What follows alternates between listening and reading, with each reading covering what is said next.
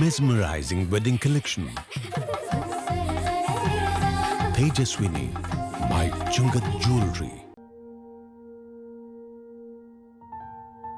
तुम्हारे लिए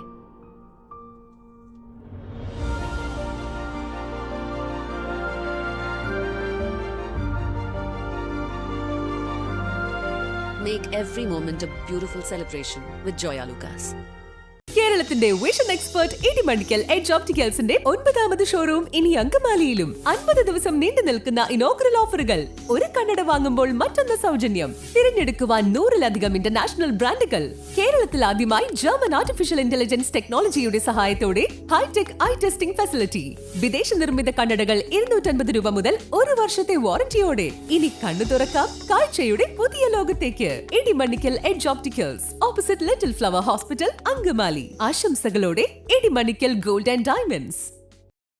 അങ്കമാലി നഗരസഭ നസ്രത്ത് നഗർ റോഡ് നവീകരിച്ച് പൊതുജനങ്ങൾക്കായി തുറന്നുകൊടുത്തു. വളരെ നാളുകളായി സഞ്ചാരയോഗ്യമല്ലാത്ത അവസ്ഥയിൽ കിടന്നിരുന്ന അങ്കമാലി നഗരസഭ 21-ാം വാർഡിലെ നസ്രത്ത് നഗർ റോഡ് നവീകരിച്ച് ഗതാഗത യോഗ്യമാക്കി. അങ്കമാലി നഗരസഭ ചെയർമാൻ മാത്യു തോമസ് റോഡ് പൊതുജനങ്ങൾക്കായി തുറന്നുകൊടുത്തു.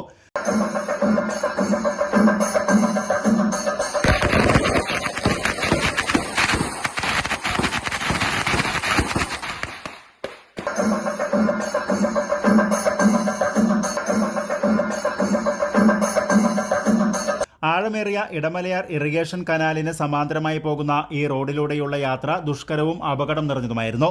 റോഡിന്റെ ശോച്യാവസ്ഥ പരിഹരിക്കണമെന്ന പ്രദേശവാസികളുടെ ദീർഘനാളുകളായുള്ള ആവശ്യമാണ് വാർഡ് കൌൺസിലർ ബാസ്റ്റൻ ഡി പാറയ്ക്കലിന്റെ ശ്രമഫലമായി നഗരസഭയുടെ 2023-24 വാർഷിക പദ്ധതിയിൽ ഉൾപ്പെടുത്തി യാഥാർത്ഥ്യമാക്കിയത്.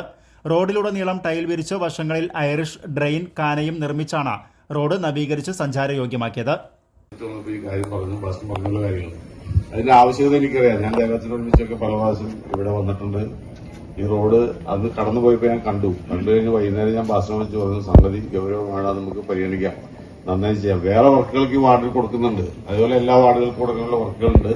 ഇത് സ്പെഷ്യലായി ഈ റോഡിന് വേണ്ടിയാണ് 9 ലക്ഷം രൂപ അനുവദിച്ച് ഇത് അടിയന്തര പരിഗണന നൽകി ചെയ്യാനായിട്ട് നഗരസഭ തീരുമാനിച്ചത്. അത് ബാസ്റ്റിൻ തന്നെയാണ് അതിന് വളരെ മുൻകൈ എടുത്ത് എപ്പോഴും നിങ്ങൾക്കറിയാം.